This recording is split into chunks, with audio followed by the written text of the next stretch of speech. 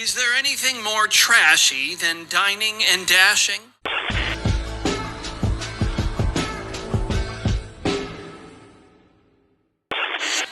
Is there anything more trashy than dining and dashing?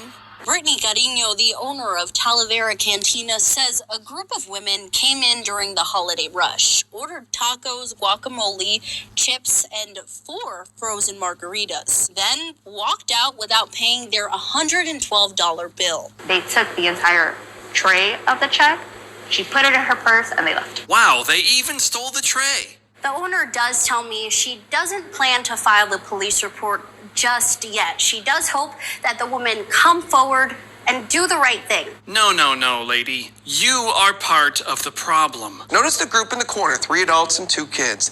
They spent about 45 minutes here racking up an $80 bill. It appears they get good service. The waitress checks on the table, they're eating the food.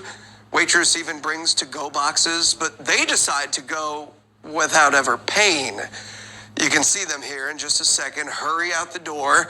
The server says she was able to track them down, but the man in the red sweatshirt pushed her, then took off. What's going on, y'all? Man, it's King Clef holding it down for the Cool Table, man. I'm right back at you, and we're doing another after hours special on Saturday, or Friday evening, actually. Friday evening. Right now, I have the producer that runs this damn shit that helps us look great and do our thing and helps us keep this machine rolling. Miss Sweet, are you in the building with me, baby girl? I'm here. Hi, everyone. So you brought up something that was really interesting. And it actually hit home because I think a lot of people have started out in restaurants at one point in time, or maybe that was their first gig, or they at least know about this thing that you're about to bring up. Why don't you break it down a little bit? Well, what I'm about to bring up doesn't just go with restaurant. It's predominantly in the restaurant, but it's any tip industry. Okay. It's what's worse. We'll say dine and dash, but there are people that try to get like their hair done and leave without getting that paid. Right. What's worse, the dine and dash or the tip stealers? See, people that steal the tips. Like, and when I say tips, there's also tip jars for places that accept tips. See, you beat me to the punch with that. Well, that was good because I was about to say that's what makes me think of restaurant, because that's typically where you see the tips just sitting out. But you're right, there are tip jars, especially right there by the register, at Starbucks, at a lot of places, right? Mm-hmm. Yep. Okay. So are you asking me? Yeah. What do you think is worse, a dine and dasher, or somebody that goes in and gets a service and dips out without paying, or somebody that steals the tips? I think somebody steals the tips or dine and dash. Okay. So we're gonna look at big picture. I think the dine and dasher might be worse, right? Because they're not just stealing the potential tip that they might leave. Your hair looks great, by the way. Well, thank you. Yeah, fuck you. Never on the camera. Nah, but yeah, I think the dine and dasher is worse because they're robbing the company and the server, right?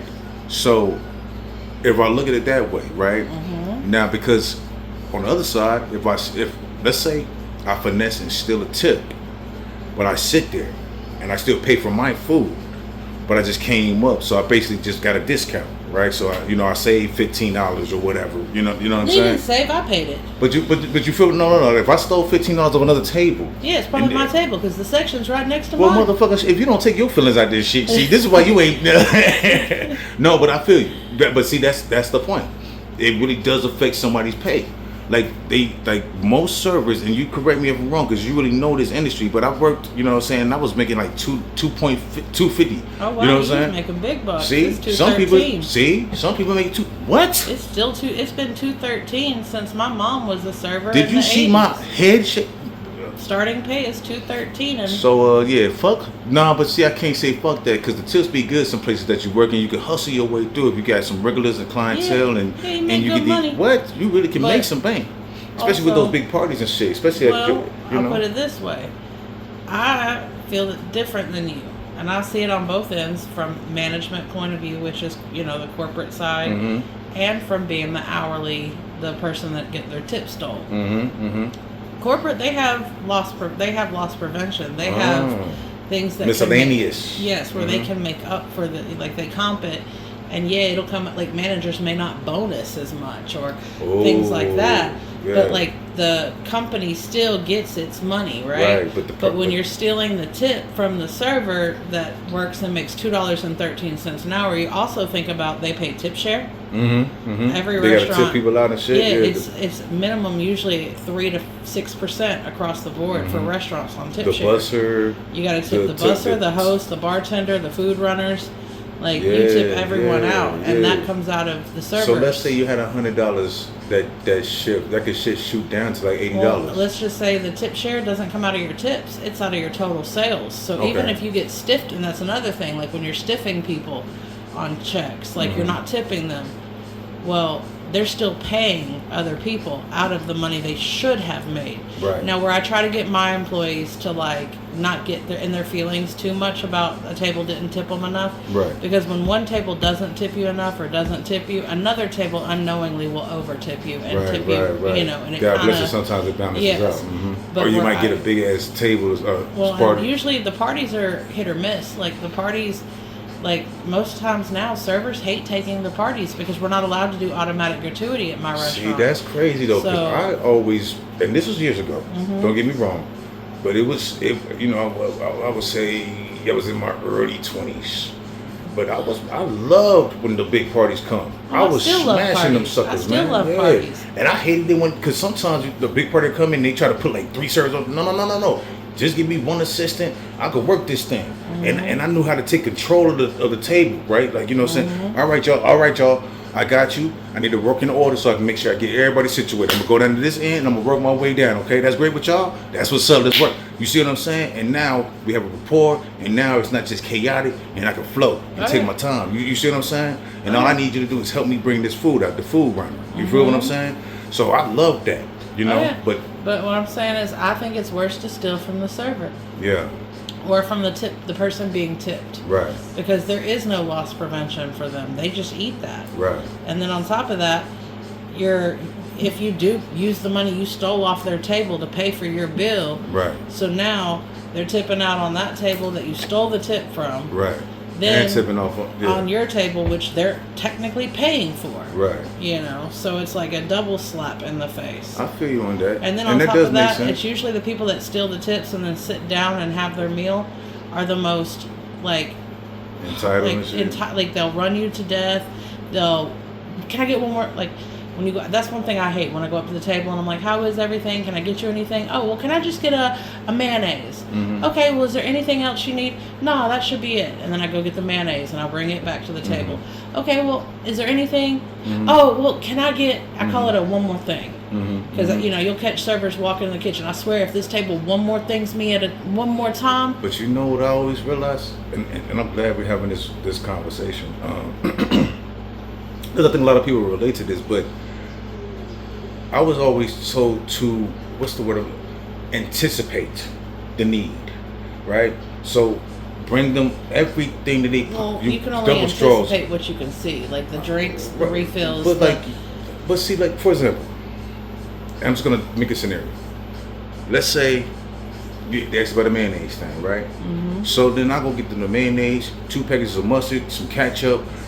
Bring a little bag for them, nice and neat. Throw some peppermints in there. No, you see what I'm saying? That's the over and beyond and stuff. And just doesn't even go with like what they, Basically, what I'm trying to overflow them with is the hospitality that I hit them with, and make it where it's damn near impossible for you to ask for something. Now, I'm not saying they won't.